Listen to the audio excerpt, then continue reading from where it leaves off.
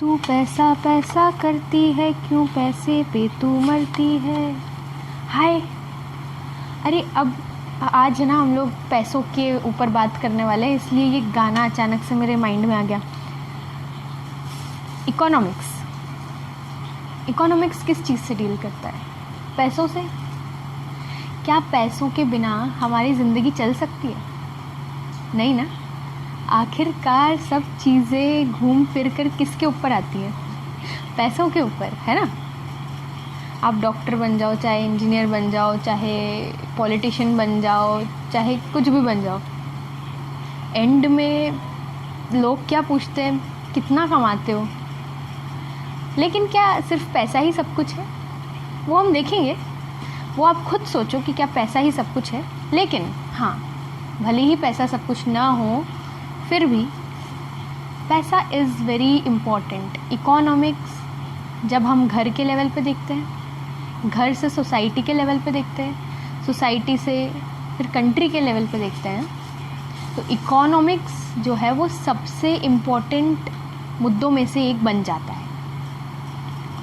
आप सोच के देखो कि मान लो जो हम जिसको वोट कर रहे हैं, ठीक है, तो हम लोग जिसको वोट कर रहे हैं वो हमारे लिए क्या करने वाला है? यूथ्स को रोज़गार देगा, जो पैसा है उसको इन्वेस्ट करेगा।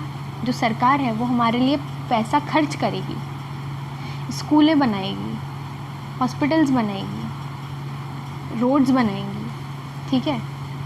जो हमारी आवश्यकता है उनको पूरा करेगी। वो कैसे करेगी? पैसे के ज़रिए, करेक्ट।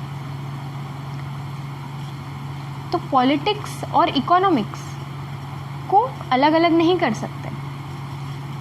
तो जो हम डेमोक्रेसी में इतनी देर से पढ़े जा रहे हैं कि ये चुन के आएगा, वो चुन के आएगा, ठीक है, ये सरकार आ गई, वो सरकार आ गई। अरे भैया, सरकार किस काम की है ये बताओ? सरकार, that means politics will work towards the economics. Politics will work towards the economics of the country.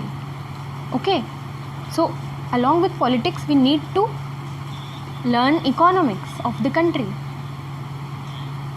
Okay, and both of them are interconnected to each other. ठीक है, पॉलिटिक्स इकोनॉमिक्स के बिना नहीं हो सकता और इकोनॉमिक्स पॉलिटिक्स के बिना नहीं हो सकती। ओके, तो चलो,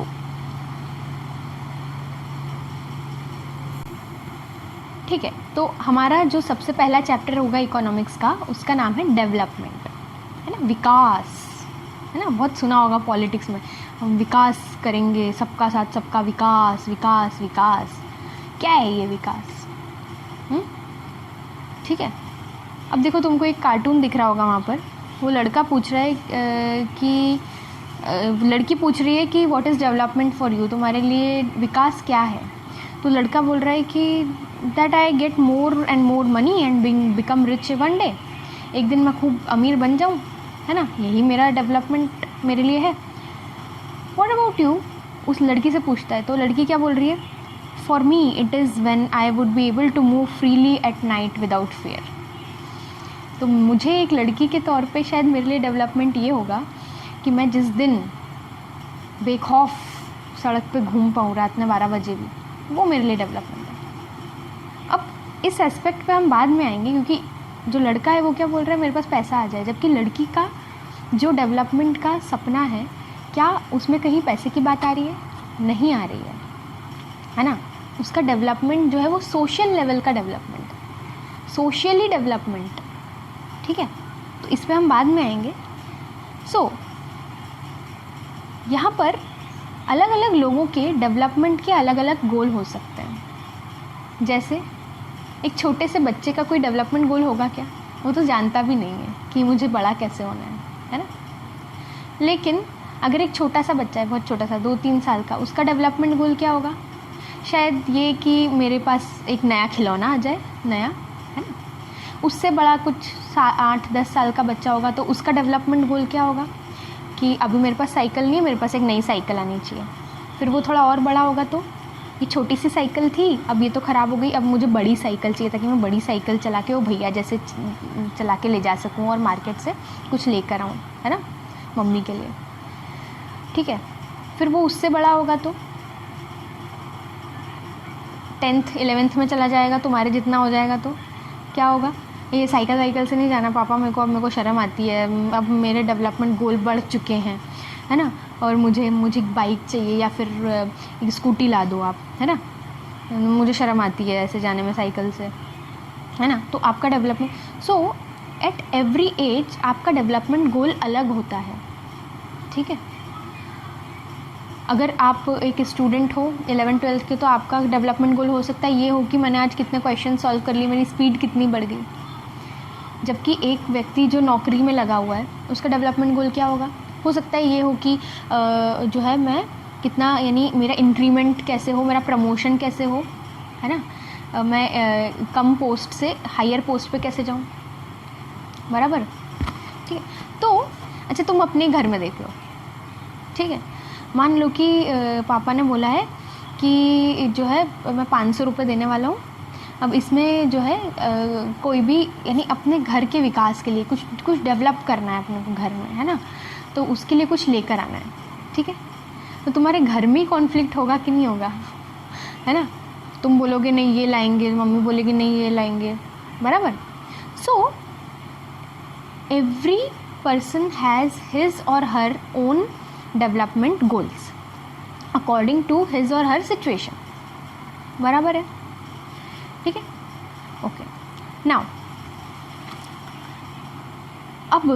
अब हम आते हैं थोड़ा सा सोसाइटी के ऊपर। ठीक है, अब जब हम यहाँ पे इकोनॉमिक्स की बात कर रहे हैं, तो हम सोसाइटी को इकोनॉमिकली कैसे डिवाइड कर सकते हैं। ठीक है, इकोनॉमिकली कैसे डिवाइड कर सकते हैं, जो है rich, then upper middle class, then middle class, lower middle class और पुअर, और उसके भी नीचे बिलो पॉवर्टी लाइन आता है। बिलो पॉवर्टी लाइन मतलब जो पुअर से भी बहुत नीचे है। पुअर के पास तो चलो ठीक है, खाने के लिए 2 वक्त की रोटी है। बिलो पॉवर्टी लाइन मतलब जो सड़कों पे पड़े होते हैं बिल्कुल। ठीक है, अब जस्ट इमेजिन एक फ्रूट सेलर है, ठीक है, और एक मिडिल क्लास एक वर्कर है, जैसे तुम्हारे पापा हैं या तुम हो। ठीक है, तो एक जो पुअर फ्रूट सेलर होगा और एक जो मिडिल क्लास का बंदा है, उन दोनों के डेवलपमेंट गोल्स कितने अलग होंगे, है ना। ये जो फ्रूट सेलर है, इसका जो है गाड़ी लेने का जो डेवलपमेंट गोल है, ये बहुत दूर का है ना, बहुत बाद में सोचेगा इसके बारे में। उसके पहले क्या सोचेगा कि यार एक घर जो किराया ही मैं भर दूँ, अपना जिस घर में रह रहा हूँ, किराए के घर में रह रहा हूँ, उसका किराया भर दूँ, है ना, या अपने बच्चों को कम से कम स्कूल भेज पाऊँ। ठीक है, ये यहाँ तक सीमित है उसका। अभी वो ये नहीं सोच रहा कि मैं नई साइकिल ला दूँ बच्चों को, कि मैं गाड़ी लेके आ जाऊँ, है ना। उसका क्या होगा कि यार मैं ठेला ले लूँ, है ना, खुद का, है ना, किराया भर पाऊँ। ठीक है, जबकि मिडिल क्लास वर्कर जो है, उसका क्या हो सकता है डेवलपमेंट प्लान, तुम खुद सोचो, है ना।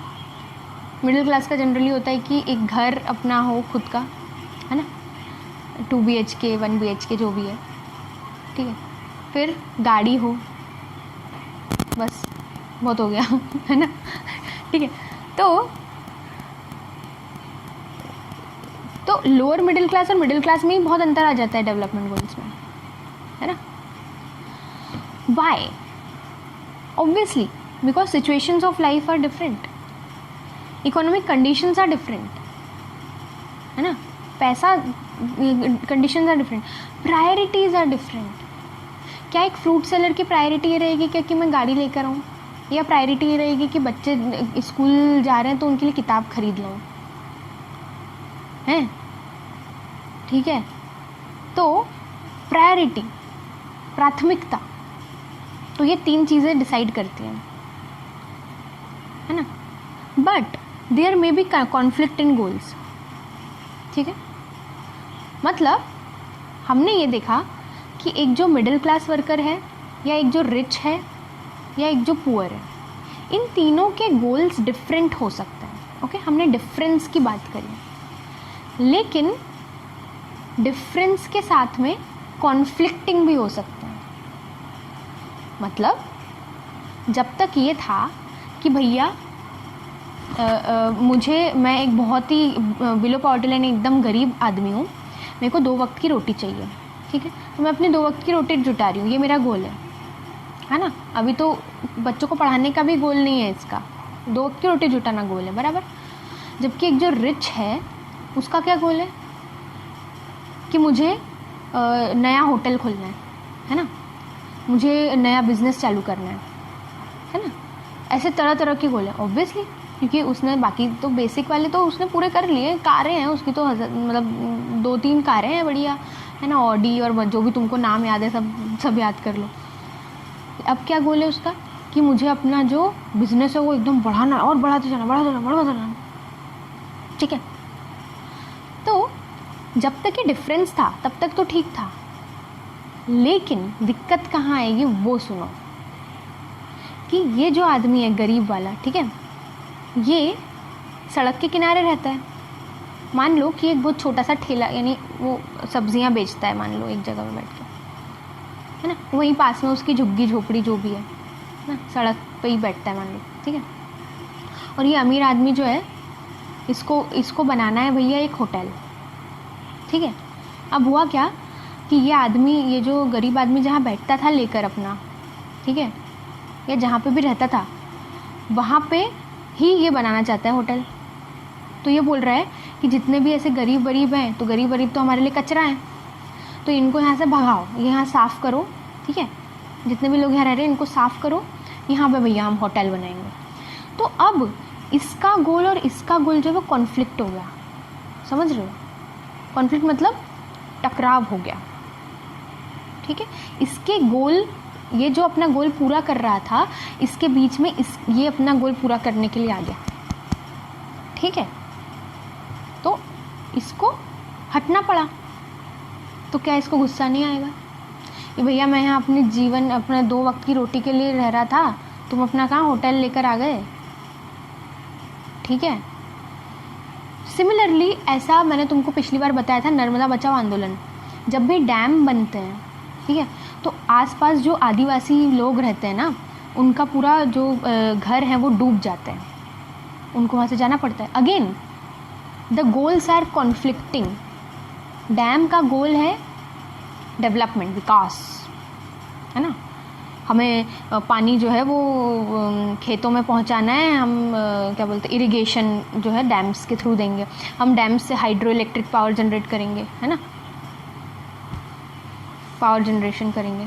लेकिन बड़ा दुनिया में पता चलेगा कि हमने डैम बनाया है, ठीक है, लेकिन इसके साथ किसका गोल कॉन्फ्लिक्ट कर रहा है? जो लोग यहाँ रह रहे हैं, जिनका गोल है ज़िंदगी बिताना, ठीक है, नेचर के साथ रह के, उनके गोल के साथ ये गोल कॉन्फ्लिक्ट कर गया। तो तुम समझ गए। सो यहाँ पे मैंने कुछ एग्जाम्पल दिए हुए हैं कि जो है रेलवेज़ जो है वो कई बार क्या होता है कि एनक्रोचमेंट कहा जाता है इसको। एनक्रोचमेंट मतलब क्या कि किसी जगह पे रहना शुरू कर देना, ठीक है। जैसे बस्तियाँ, झुग्गी झोपड़ियाँ जो हैं वो जहाँ पे ज़मीन उनको खाली दिखती है वो वहाँ पे रहने लग जाते हैं। लेकिन होता क्या है कि वो ज़मीन कई बार सरकारी ज़मीन होती है, तो सरकार जो है वो कभी भी खाली करवा लेती है उस ज़मीन को कि भैया सरकारी ज़मीन है, तुम यहाँ पे कैसे रहने लग गए, ना तो तुमने ज़मीन खरीदी हुई है, ना तो तुम्हारा कोई पुश्तैनी यहाँ पर है ना, तो वो उनको हटाने लग जाते हैं। तो मैं जहाँ रहती हूँ भुसावल में, ये ऐसा हुआ था कि जो है रेलवे की ज़मीन है यहाँ पे पूरी, तो वहाँ पे क्या हुआ था, लोग सालों से, 50 सालों से वहाँ पे झुग्गी झोपड़ियाँ, मतलब उनकी पीढ़ी दर पीढ़ी उनकी फैमिलीज़ वहाँ पर रहने लग गई थी, जो रेलवे की ज़मीन है वहाँ पे। और पर रेलवे को वहाँ पे कुछ कंस्ट्रक्ट करना नहीं था, तो इतने साल से ये लोग एनक्रोच कर लिए थे, मतलब एरिया को, जो रेलवे का एरिया है उस पर रहने लग गए थे। तो सरकार ने क्या किया कि इन लोगों को हटा दिया, इनको बोला कि भाई आप लोग जाओ, ठीक है। 1 साल पहले उनको बोल दिया कि भाई आप लोगों को यहाँ खाली करना पड़ेगा, क्योंकि ये रेलवे की ज़मीन है और रेलवे को यहाँ पे डेवलपमेंट प्रोजेक्ट चलाना है, ठीक है, रेलवे को यहाँ कंस्ट्रक्शन करना है, तो आप लोगों को खाली करना पड़ेगा। तो फिर उन लोगों को खाली करना पड़ा था वो एरिया, ठीक है। वो लोग बहुत सालों से रहते आ रहे थे, तो खैर उसमें उनकी भी गलती थी क्योंकि वो लोग बिना किसी परमिशन के रह रहे थे वहाँ पे। तो होता क्या है कि इनके घर उजड़ गए, अभी कहाँ जाएं, समझ रहे हो, इतने सालों से रह रहे थे, भले ही गलती करी लेकिन रह तो रहे थे। डेवलपमेंट प्रोजेक्ट्स जो है वो हमेशा गरीब को सबसे ज़्यादा जो है मार देते हैं, पीटते हैं, ठीक है।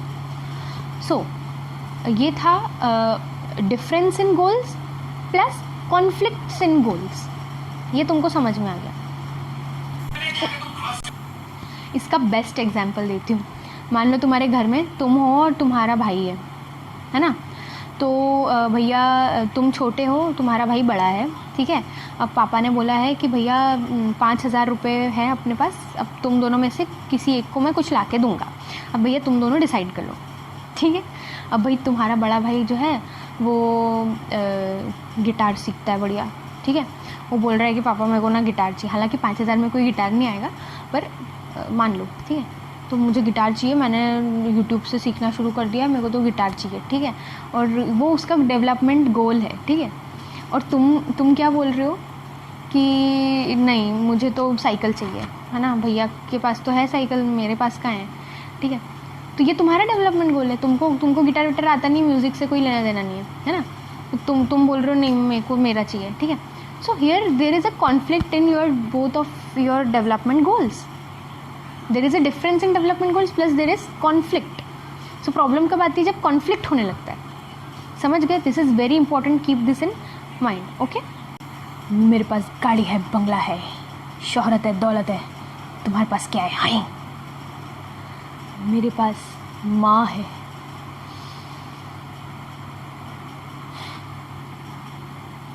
ओनली इनकम, क्या सिर्फ दौलत, शोहरत, गाड़ी, बंगला, यही है क्या डेवलपमेंट? इमेजिन करो जैसे कि अमिताभ बच्चन है ना, बोल रहा है कि मेरे पास दौलत है, शोहरत है, सब है, तुम्हारे पास क्या है। उस फिल्म में अमिताभ बच्चन की लाइफ पूरी बेकार हो जाती है क्योंकि उसके पास ना तो उसके फ्रेंड्स बचते हैं, ना उसका भाई बचता है। उसका भाई और उसकी माँ, वो दोनों सबसे इम्पोर्टेंट रहता है, ठीक है। वो बहुत पैसा कमा लेता है काला धंधा करके, गलत काम कर करके, है ना। और उसकी माँ भी उसको छोड़ देती है, वो ये बोलती है कि तूने गलत काम किया, मैं तुम बेटा कहलाने लायक नहीं रहा। और उसका भाई जो होता है वो पुलिस में होता है, ठीक है। तो जो भाई रहता है ना अमिताभ बच्चन का, वो ही इसको बाद में पकड़ता है क्योंकि गलत काम में लगा हुआ है, गलत काम करके पैसा कमा रहा है। तो बेसिकली जब जो है अमिताभ बच्चन और उसके भाई में बातचीत होती है, तो अमिताभ बच्चन तो धौंस जमा रहा है, मेरे पास तो पैसा है भैया, तेरे पास कुछ नहीं है, तू गरीबी नहीं मिटा पाया। लेकिन फिर भाई बोलता है कि यार तुम्हारे पास माँ नहीं है ना। तो अगर हमारी ज़िंदगी में रिलेशंस नहीं होंगे, प्यार नहीं होगा, ठीक है, भावनाएं नहीं होंगी, ठीक है, तो क्या वो ज़िंदगी किसी काम की है? ये इमेजिन खुद ही कर लेना, ठीक है। या फिर क्या हमारे पास साफ़ पानी नहीं होगा, साफ़ हवा नहीं होगी, बहुत पैसा है भैया, बहुत पैसा है, बहुत पैसा है, क्या करोगे उस पैसे का? क्या पैसे से पानी खरीद सकते हो? खैर अभी आजकल तो ख़रीदने भी लगे हैं, लेकिन जिस दिन पानी पूरा गंदा होने लग जाएगा, जिस दिन हवा जो है वो पूरी गंदी हो जाएगी, कितना मास्क लगाओगे? ऐसे ज़िंदगी जियोगे मास्क लगा लगा के, पानी फ़िल्टर कर करके, कब तक?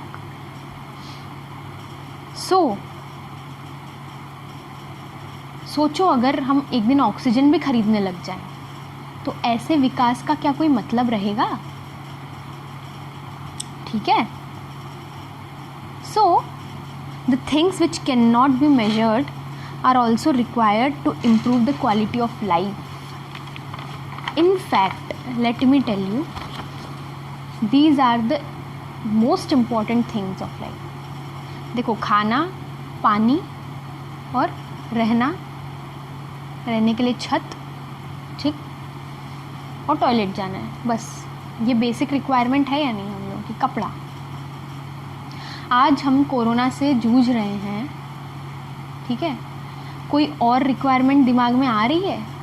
पढ़ना लिखना दूर की बात हो गई है, सेकेंडरी हो गया है, अभी सिर्फ ज़िंदा रह जाएं बस, ठीक है। घर पे रह रहे हैं हम लोग, ना गाड़ी खरीदने की सूद है, ना नए कपड़े खरीदने की सूद है, ठीक है, ना शादियों में लाखों खर्च करने की सूद है किसी को? क्यों? आज हम जो है ये रियलाइज़ कर रहे हैं कि जितनी भी चीज़ें हम विकास के नाम पर कर रहे हैं ना, वो सब सेकेंडरी है। सब कुछ हमको सिर्फ साफ़ हवा, साफ़ पानी, जिसको हमने गंदा कर दिया है, हवा को भी गंदा कर दिया, पानी को भी गंदा कर दिया है। तो तुम खुद सोचो कि तुम्हारे लिए ऐसी कौन कौन सी चीज़ें हैं जो यानी पैसे से नहीं खरीदी जा सकती। जैसे कि हमने सबसे स्टार्टिंग में जो कार्टून में देखा था, वो लड़की बोल रही है कि जब मैं एकदम बेफिक्र होकर घूमने लग जाऊंगी तब मेरे लिए जो है डेवलपमेंट होगा। तो तुम्हारे लिए वो क्या है वो मुझे ज़रूर बताना, ठीक है। सो यहाँ पे एक और एग्जाम्पल तुम्हारी किताब में दिया है, बहुत अच्छा एग्जाम्पल है कि मान लो कि मुझे 2 जॉब्स मिलते हैं, ठीक। एक मेरी होम प्लेस पे है ना, यानी जहाँ मैं रहती हूँ वहीं पे मिला है मुझे 20,000 पर मंथ मिला है मुझे, ठीक है। और एक है कश्मीर में जो कि मुझे 30,000 पर मंथ मिला, मतलब 10,000 का अंतर है, मुझे अच्छा अंतर है, ठीक है। मैं कौन सा प्रेफर करूँगी, अब वो डिपेंड करता है। देखो, मान लो कि मेरी होम प्लेस पे जो मुझे क्या बोलते हैं मिला है, वो मुझे मिला है टाइपराइटर का, ठीक है। मुझे टाइपिंग करके डेटा एंट्री करनी है ना, लैपटॉप पे या कंप्यूटर पे, ठीक है। और जो कश्मीर में मुझे मिला है वो मान लो कि CBI में मिला है, ठीक है, सेंट्रल ब्यूरो ऑफ इन्वेस्टिगेशन, जो कि एक सेंट्रल बॉडी है जो कि करप्शन को चेक करती है, ठीक है, करप्शन के केसेस को सॉल्व करती है, ठीक है। तो मान लो कश्मीर में मुझे ये मिला है, अब मैं कौन सा प्रेफर करूँगी, तो ये डिपेंड करता है। मान लो कि मुझे टाइपिंग का शौक़ है ना, और मुझे टाइपिंग करना अच्छा लगता है, और मैं मतलब होम सिक हूँ, मुझे घर के पास ही रहना है ना, तो मैं शायद यही वाला प्रेफर करूँगी, है ना, भले ही कश्मीर वाले में ज़्यादा पैसा मिल रहा हो। लेकिन अगर मेरा गोल ये है कि मुझे देश के लिए कुछ करना है ना, करप्शन हटाना है मुझे, है ना, उसमें कुछ करना है मुझे, ठीक, तो भले ही वो कश्मीर में हो, क्योंकि देखो कश्मीर बहुत दूर है, वहाँ पे एकदम बहुत दुर्गम, वहाँ पे तो कितने अटैक्स वगैरह भी होते रहते हैं, आतंकवाद कितना फैला हुआ है वहाँ पे। मम्मी पापा पहली बात जाने नहीं देंगे, भले ही 30,000 मिल रहा है कि 50,000 मिल रहा हो। लेकिन मान लो कि मुझे देश के लिए कुछ करना है, ऐसा जज्बा टाइप का है ना, तो भले ही घर से दूर हो जाओ, मैं वो करूँगी। So it depends upon the person, ठीक है। So I would consider following aspects. Which job is near my home town, where will I easily be able to communicate, है ना, क्योंकि कश्मीर में कम्युनिकेशन आसानी से नहीं होगा। Where will be more security, है ना, और जम्मू कश्मीर जो है वहाँ लड़ाइयाँ होती रहती हैं। प्लस यहाँ मैं 4th एक और जोड़ना चाहूँगी कि व्हाट इज़ माई चॉइस, ठीक है, where would I like to go, ठीक है। So even if I am getting more salary in Kashmir, ठीक है, but other factors are better in my home place, मेरी होम टाउन में दूसरे फैक्टर ज़्यादा अच्छे हैं, तो मैं जो है उनको इम्पोर्टेंस दूँगी, ठीक है। या हो सकता है कि मैं कश्मीर को ज़्यादा इंपॉर्टेंस दूँ क्योंकि मुझे जो काम वहाँ पे मिलने वाला है वो मेरे लिए ज़्यादा इंपॉर्टेंट है, वो डिपेंड करता है। तो वो तुम खुद भी सोचना कि तुम कौन सा चूज़ करोगे, ठीक। Now next let's come to national development. तो ये हमने एक जो है एक लोकल लेवल पे बात करी। यहाँ पर डेवलपमेंट में मैं एक और डेवलपमेंट जोड़ना चाहती हूँ, स्पिरिचुअल डेवलपमेंट या आध्यात्मिक विकास, ठीक है। अगर तुमने बहुत पैसा कमा भी लिया, ठीक, तुम सिक्योर भी हो, तुम्हारे पास सिक्योरिटी भी है, तुम्हारे पास फैमिली वाले भी हैं, ठीक है, सब कुछ है तुम्हारे पास, लेकिन तुम्हारे अंदर एक इंसानियत वाली भावना नहीं है, ठीक है, तुम जो है मन से अच्छे नहीं हो, तुम्हारे विचार अच्छे नहीं हैं, तुम देश समाज के लिए नहीं सोचते हो, ठीक है, तुम्हारी मोरल वैल्यूज़ अच्छी नहीं है, ठीक है, तुम अच्छे इंसान नहीं हो, तो वो पैसा भी किसी काम का नहीं है, तुम्हारे फैमिली रिलेशंस भी किसी काम के नहीं हैं, ठीक है, और तुम्हारा वो तथाकथित विकास भी किसी काम का नहीं है। सो ये विकास जो है वो भी बहुत इम्पॉर्टेंट है, equivalent to the economic development. Now let us come to national development, और मैं तुमको एक बहुत इंटरेस्टिंग बात इसमें बताऊंगी, ठीक है। नाउ अब देखो, जब हम नेशनल डेवलपमेंट की बात करते हैं मतलब हमें सभी के विकास की बात करनी है, सबका विकास, बराबर है। लेकिन हमने अभी अभी देखा कि हमारे घर में ही डेवलपमेंट के गोल्स में कॉन्फ्लिक्ट हो जाते हैं, तो फिर जब नेशनल लेवल पे बात करेंगे तो कितना ज़्यादा कॉन्फ्लिक्ट होगा, बराबर है। अरे भाई इसीलिए तो अब देखो, फिर पॉलिटिक्स को देखो इसमें जोड़ सकते हो तुम, कि इसीलिए तो इतनी सारी पार्टियां हैं कि अलग अलग ग्रुप्स के डेवलपमेंट गोल्स को टारगेट करती हैं अलग अलग पार्टियां, कि हम तुम्हारा ये मांग पूरी करेंगे, ठीक है। अमीरों ने बिल्डिंगें बना ली, गरीबों के झुग्गी झोपड़ियाँ हटा दी, तो गरीबों को टारगेट किया, हम तुम्हारी ये मांगें पूरी करेंगे, हम तुम्हारे लिए ये करवाएंगे, तुम हमको वोट दो। This is how politics develops along with the economics. बात समझ में आ रही है? सो अब भैया अलग अलग लोगों के अलग अलग डेवलपमेंट गोल्स होंगे, तो क्या हर एक से पूछते बैठेंगे भाई तेको क्या चाहिए, भाई तेको क्या चाहिए, भाई तेको क्या चाहिए? ऐसा करेंगे क्या? नहीं। We would search for a common, हमें इन क्वेश्चंस पे जो है सोचना पड़ेगा कि हमारे सोसाइटी में 5-6 कैटेगरीज हैं, हर एक को सेटिस्फाई करना है, तो ऐसा क्या डेवलपमेंट प्लान बनाएं हम कि इसके हितों को पूरा करने में, इसके गोल्स को पूरा करने में, इसके गोल्स जो है वो हम उसको नुकसान ना पहुंचाएं। बात समझ में आ रही है? तो ऐसा क्या प्लान बनाएं, ठीक है। यही होता है economic plan of a country, ठीक। अब देखो यहाँ पे लेट्स वर्क दीज आउट में पेज नंबर 7 पे तुम देख सकते हो कि एक पिक्चर दिख रही है तुमको, है ना। उसमें एक बिल्डिंग बनी हुई है बहुत लंबी लंबी, और वहाँ पे झुग्गी झोपड़ियाँ हैं। ये मुंबई में बहुत ही कॉमन है, मुंबई नहीं, जो भी जितनी भी बड़ी बड़ी सिटीज़ है वहाँ बहुत कॉमन है ये। इनफैक्ट तुमने अंबानी का घर देखा होगा। It is the best example of जो रिचेस्ट और पुअरेस्ट, मतलब सबसे अमीर आदमी अंबानी, उसका जो है पता नहीं क्या बोलो, घर तो बोल ही नहीं सकते उसको ठीक है, पूरा का पूरा एम्पायर खड़ा करके रखा है उसने। उसके बगल में इतने सारी झुग्गी झोपड़ियाँ हैं। सो पुअरेस्ट रिचेस्ट, इतना बड़ा गैप, ठीक है। So what should be the developmental goals for such an area, ठीक है। और इसको तुम रीड करो, ठीक है।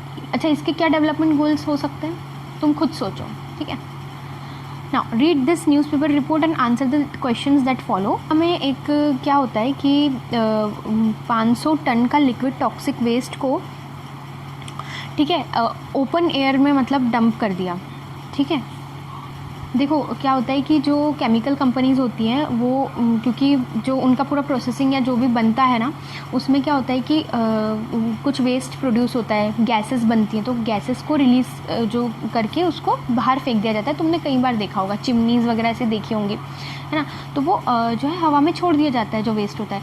जो लिक्विड वेस्ट होता है फैक्ट्रीज़ का, वो जनरली पानी में फेंक दिया जाता है, ठीक है। तो इससे क्या हुआ कि इन फ्यूम्स के कारण skin rashes, fainting, diarrhoea, nausea, इस तरीके की बीमारियां होने लगी, स्किन डिसीज़ हो गई, ठीक है, डायरिया हो गया, है ना, लंग्स में प्रॉब्लम होने लग गई लोगों के, ठीक है। आफ्टर अ मंथ, ओके, 7 लोग मारे गए, 26,000 को पॉइजनिंग हो गया इन गैसेस की वजह से। तो मतलब वो डेवलपमेंट करने के चक्कर में, है ना, कंपनी किस वजह से खुलती है? Development, they are a sign of development, industries are a sign of development, ठीक है। उस चक्कर में क्या हुआ, लोग बीमार हो गए, मतलब उनकी जो बेसिक नेसेसिटी थी, हवा, वो उनसे छीन ली गई, साफ हवा छीन ली गई ना, ठीक है। अब who are the people who benefited and who did not, तुम खुद सोच सकते हो। What should be the developmental goal of this country? क्या होना चाहिए? ये होना चाहिए कि भैया जो टॉक्सिक वेस्ट है आप उसको बाहर मत डिस्पोज ऑफ करो, ठीक है। आप पानी में मत डिस्पोज ऑफ करो, उसको ट्रीट करो। ट्रीट मतलब उसको ट्रीट करना मतलब वो पानी को साफ़ करके फिर उसको समंदर या जो भी नदी में डालना। या फिर ये हो सकता है कि आप फैक्ट्रीज़ और जो इंडस्ट्रीज़ हैं उनको ऐसी जगहों पे मत लगाओ जहाँ पे बहुत पॉपुलेशन है, ठीक है। आप ऐसे एरियाज़ में लगाओ जहाँ पे पॉपुलेशन ज़्यादा नहीं है या पॉपुलेशन कम है ही नहीं, ठीक है। ये डेवलपमेंटल गोल्स होना चाहिए, ठीक है। Okay, what can be some of the developmental goals of your town village, okay, तो ये तुम खुद सोचना। नाउ अब हम आते हैं how to compare different countries और स्टेट्स। अब देखो डिफरेंट कंट्रीज़ को डेवलपमेंट का जो डेवलपमेंट है उसको हम कैसे कंपेयर कर सकते हैं, ठीक है। हम पहले कंट्रीज़ पे आएंगे, उसके बाद स्टेट्स को कंपेयर करेंगे, ठीक है। देखो मान लो कि तुम्हारी क्लास में एक सिंगिंग ग्रुप बनाना है, ठीक है। तो क्या तुम हाइट, वो जो जिनको सिलेक्ट करना है उनकी हाइट और हेल्थ देखोगे क्या, या तुम ये देखोगे कि कौन कितना सुर में गा रहा है, कौन कितना अच्छा गा रहा है, किसकी आवाज़ कैसी है, बराबर। Similarly in national development income is the most important attribute, ठीक है। ऐसा कौन सा क्राइटेरिया हो जिससे मैं किसी कंट्री के डेवलपमेंट कितना हुआ ये डिसाइड करूँ। जैसे कि मैंने तुमको बताया कि सिंगिंग ग्रुप को सिलेक्ट करना है, तो बेस्ट क्राइटेरिया क्या होगा सिलेक्ट करने के लिए, ठीक है। तो क्या क्राइटेरिया होता है, इनकम, ऑब्वियसली, ठीक है, क्योंकि हम डेवलपमेंट को सबसे बेस्ट तरीके से इनकम से ही देख सकते हैं। वाई इनकम, ओके, अब वाई इनकम पे हम आते हैं, ठीक है।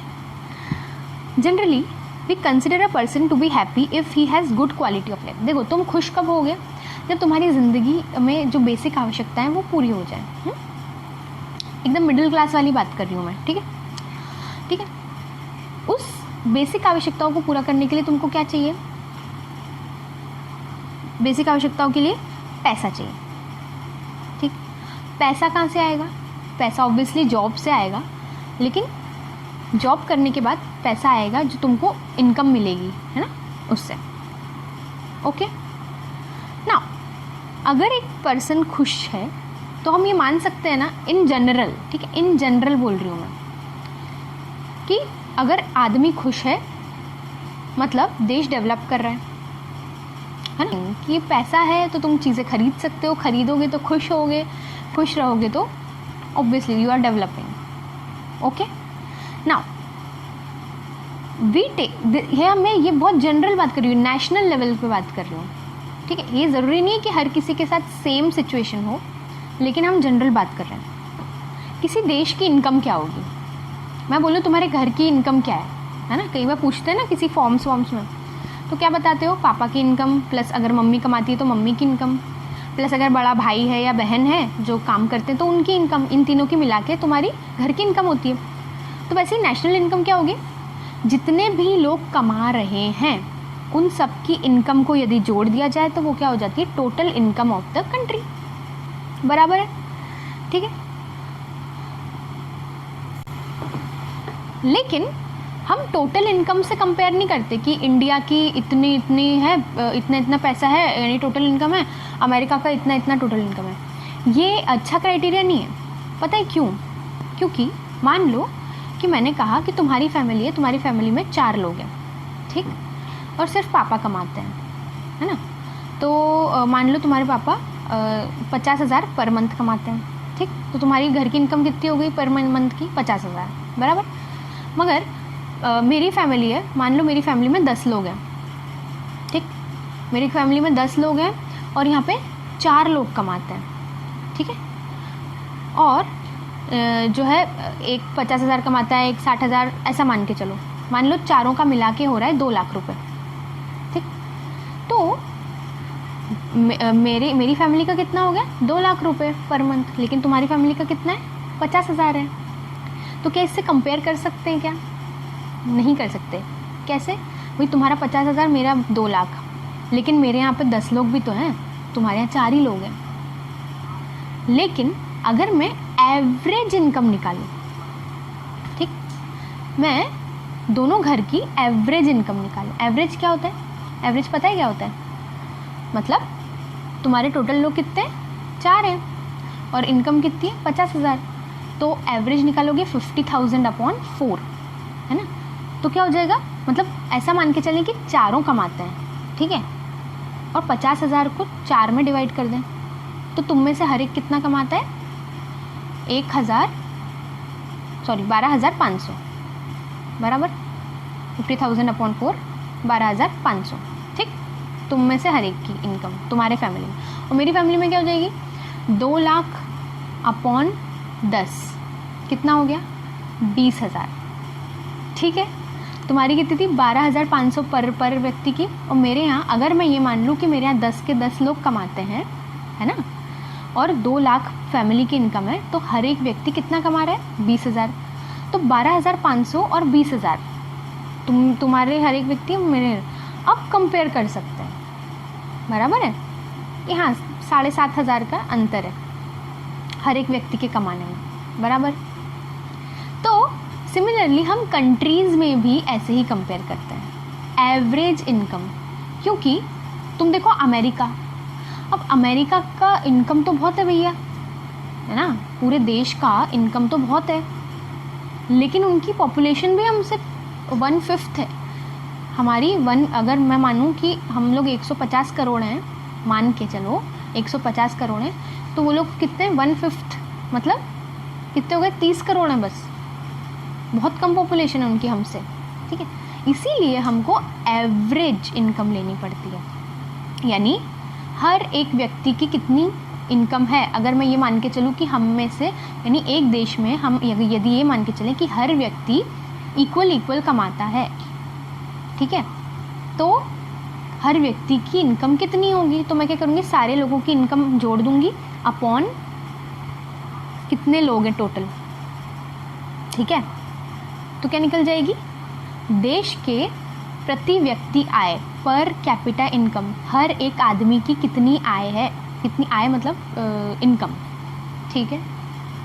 So we compare the average income which is the total income of the country divided by its total population, जैसे मैंने फैमिली का बताया था पर व्यक्ति का। The average income is also called per capita income. बहुत अच्छे से समझ में आ गया, ठीक है। सो अब world development report by world bank. अब देखो वर्ल्ड बैंक जो है वो यानी जैसे हमारे यहाँ बैंक्स होती है ना, स्टेट बैंक ऑफ इंडिया हो गई, नेशनल बैंक जितनी भी हैं, वैसे ही वर्ल्ड की बैंक है, दुनिया की बैंक, जो कि अगर देशों को कभी ज़रूरत पड़ती है तो उनको पैसा देती है, ठीक है। जैसे अभी कोरोना हो गया है ना, तो हो सकता है कुछ देशों की इकोनॉमी बहुत ही ख़त्म हो गई हो, पैसा ही नहीं बचा हो सरकारों के पास, तो उनको पैसा देगी वर्ल्ड बैंक, ठीक है। तो वर्ल्ड बैंक जो है ना, उसने एक क्राइटेरिया बनाया है, ठीक है। अब हो सकता है ये अपडेट हो गया हो, तो अभी जो मेरे पास है डेटा उससे बता रही हूँ, ठीक है। जैसे मैंने तुमको बताया था कि रिच, अपर middle class, lower middle class, poor और बिलो पॉवर्टी लाइन, ये एक क्लासिफिकेशन है ऑन द इकोनॉमिक बेसिस। वैसे ही वर्ल्ड बैंक ने देशों को डिवाइड किया है on the basis of economy, ठीक है, ऑन द बेसिस ऑफ पर कैपिटा इनकम। बात समझ में आ रही है, ठीक है। तो देखो countries with per capita income US dollar 12,616 per annum. अब मतलब कि दे आर अच्छा 2012 की बात है ये, they are called rich countries, ठीक है, they are called rich countries या डेवलप्ड कंट्रीज़, जैसे कि अमेरिका, ब्रिटेन, है ना, चाइना, जापान, चाइना नहीं है शायद, ठीक है। यानी जिन जिन देशों में US डॉलर, अब इसको कन्वर्ट करने के लिए तुम इंटू 70 कर लेना, ठीक है, इंटू 70, ठीक है, यानी लगभग 7 लाख ये हो गया, लगभग 8 लाख रुपए पर एनम एक साल। मतलब पर व्यक्ति की कितनी इनकम है यहाँ पे, हर एक व्यक्ति की इनकम जिस देश में लगभग 8 लाख रुपए, क्या लिखा है 12,236 डॉलर US डॉलर है या उससे ज़्यादा है, 8 लाख पर एनम या उससे ज़्यादा, वो क्या कहलाएंगी रिच कंट्रीज़ कहलाएंगी या डेवलप्ड कंट्रीज़ कहलाएंगी, ठीक है। फिर those with per capita income of US dollar 1,035 और less per annum are called low income countries, ठीक है, यानी 1005। अब इसको 70 से मल्टीप्लाई करोगे तो लगभग आएगा 70,000, ठीक है, मतलब 70,000 पर ईयर, एक साल में 70,000 हर एक व्यक्ति कमा रहा है।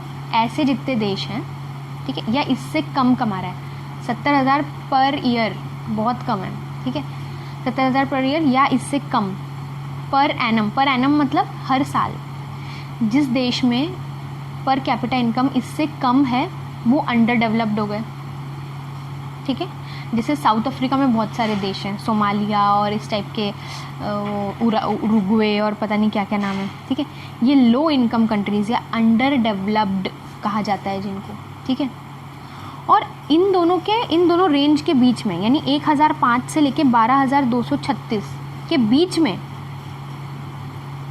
ठीक है, पर एनम हर साल इन दोनों के बीच में अगर आता है, जैसे इंडिया जो है उसका क्या है 1,840 रुपीज़ पर एनम हर साल हर व्यक्ति की इतनी है लगभग, एवरेज निकाली जाए तो, ठीक है।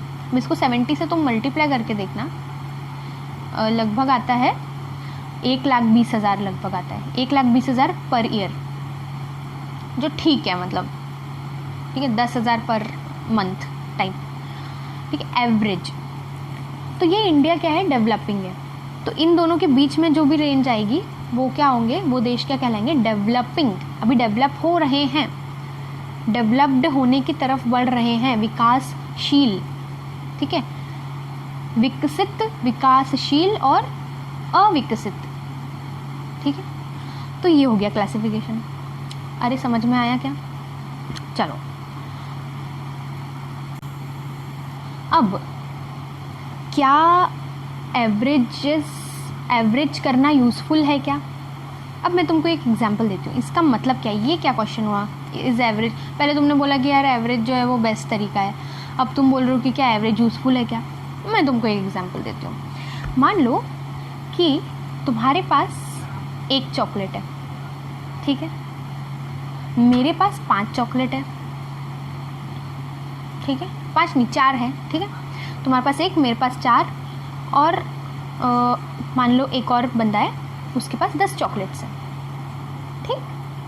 अब मैंने कहा कि टोटल कितनी चॉकलेट्स हो गई, 1 + 4 + 10 कितनी हो गई, 15 बराबर। अब मैंने कहा इसका एवरेज निकाल लो, 15 का एवरेज कितना हो जाएगा, 15 अपॉन अपन कितने लोग हैं, 3, 15/3 कितना हो गया बेटा, 5, है ना। इसका मतलब क्या हुआ, मतलब एवरेज मतलब हम तीनों को 5-5 चॉकलेट्स मिली। ऐसा हुआ क्या? तुमको कितनी मिली थी, 1 ही मिली थी, मुझे कितनी मिली थी, 4 मिली थी, और उसको 10 मिली थी। एवरेज करने पे कितना हो गया, 5 5 5, है ना। मतलब इसको जितनी असल में मिली थी ये तो कम हो गया, आधा हो गया सीधा, है ना। 10 का 5 हो गया, मेरे को लगभग ऑलमोस्ट सेम है ना। 4 थी, 5 हुआ, और तुम्हारा कितना हो गया, 1 का 5 हो गया। तुमको 5 मिली क्या, 4 ज़्यादा, असल में तुमको 1 ही मिली थी। यही तो ड्रॉबैक है एवरेज करने का। अब देखो यहाँ पे एक बॉक्स दिया हुआ है, ठीक है, इसमें देखो कंपैरिजन ऑफ 2 कंट्रीज, कंट्री ए है और कंट्री बी है। कंट्री ए में मंथली इनकम ऑफ सिटीजन्स, ठीक है, लोगों की 5 लोगों की मंथली इनकम दी हुई है, ठीक है। कंट्री ए में देखो पहले वाले की मंथली इनकम 9,500, दूसरे वाले की 10,500, तीसरे वाले की और चौथे वाले की तुम देख लो, और पाँचवें वाले की, इसका एवरेज निकालो ज़रा कितना आएगा। और कंट्री बी में देखो 500 500 500 500 और इसकी एकदम डायरेक्ट 48,000, इनका एवरेज निकालो और मुझे बताना कि कंट्री ए का जो एवरेज निकलेगा, ठीक है, वो इन सब की यानी फर्स्ट, सेकंड, थर्ड, फोर्थ और फिफ्थ पांचों की इनकम के आसपास ही होगा। ये पक्की बात बोल रही हूँ मैं, एवरेज निकाल के देखना तुम। और जबकि फर्स्ट, सेकंड, थर्ड, फोर्थ और फिफ्थ, इसमें क्या होगा, एवरेज जो भी निकलेगा जब तुम देखोगे तो फर्स्ट, सेकंड, थर्ड और फोर्थ से एकदम ज़्यादा होगा, फिफ्थ के से कम होगा इनफैक्ट। तुम ये करके देखना। इसकी सबसे बेस्ट सिचुएशन जो है वो यहाँ नीचे कार्टून में दी हुई है, ठीक है। क्या हो रहा है, पहली कंट्री ए जो है, we made the chairs and we use them, ठीक है। तो चेयर्स पे ये लोग एडजस्ट करके बैठे हैं, है ना, 4 चेयर्स हैं, 5 लोग हैं, एडजस्ट कर लिया है, सबको बराबर बराबर, ऑलमोस्ट बराबर बराबर मिल रहा है। जबकि country with rich and poor, यहाँ पे क्या है, यहाँ पे 4 5 6 कुर्सियाँ हैं, उसमें से 4 कुर्सियों पे एक ही व्यक्ति बैठ गया है, बात समझ में आ रही है। और 2 कुर्सियों पे ये 500 500 500 500, समझ रहे हो, 4 लोगों को 2 कुर्सियों पे एडजस्ट करना पड़ रहा है। यही होता है ऐसी कंट्रीज़ में जहाँ पे रिच लोग जो हैं वो आधा पैसा उन्हीं के पास हो जाता है, समझ रहे हो। और कंट्री विथ नो रिच और नो पुअर में क्या होता है कि जितने रिसोर्सेज हैं उतने इक्वली लोगों में डिस्ट्रीब्यूटेड है, ठीक है। और समझ गए कंट्री ए और कंट्री बी में अंतर। तुमको यहाँ पे एवरेज में बहुत बड़ा अंतर दिखाई देगा कंट्री बी में, प्लीज़ इसको करना, तुमको समझ में आ जाएगा। So now do you think average is very good to check the development? हाँ, इसमें कमियाँ हैं, ठीक है। So we cannot say by calculating averages that all the people of the country are well off. तो हम लोग एवरेज निकाल के ये तो बिल्कुल भी नहीं कह सकते कि देश के सारे लोग खुश हैं, ठीक है, अगर हमारा एवरेज अच्छा निकल भी जाता है, क्योंकि अंबानी के पास हज़ारों करोड़ों की प्रॉपर्टी है। Can you imagine?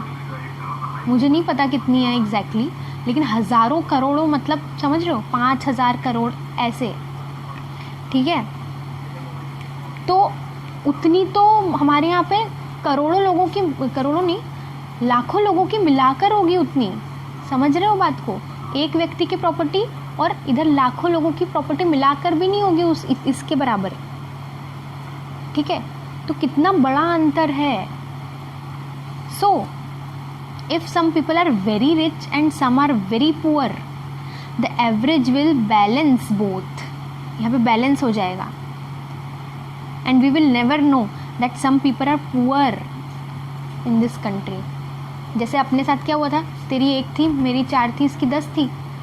तो एवरेज ने क्या किया कि तेरा एक चॉकलेट मिली थी ना तेरे को, उसको छुपा दिया, उसको 5 कर दिया, और इसकी जो 10 थी उसको भी 5 कर दिया, तो उसकी जो ज़्यादा थी उसको कम बता दिया ना। तो एवरेज ने ये धोखा कर दिया। तो average, what does average do? It hides the disparity. Disparity मतलब जो डिफरेंस है, तो तेरा 1 और 10 का जो डिफरेंस था उसको छुपा दिया, दोनों को 5-5 कर दिया, ठीक है। So this is what average does, ठीक है। Now let's work these out में जो क्वेश्चंस हैं वो प्लीज़ तुम लोग देख लेना, और जो नहीं आया वो मुझसे कमेंट में पूछ लेना। अब नेक्स्ट लेक्चर में हम लोग देखेंगे आगे का। अभी के लिए इतना ही, बाय।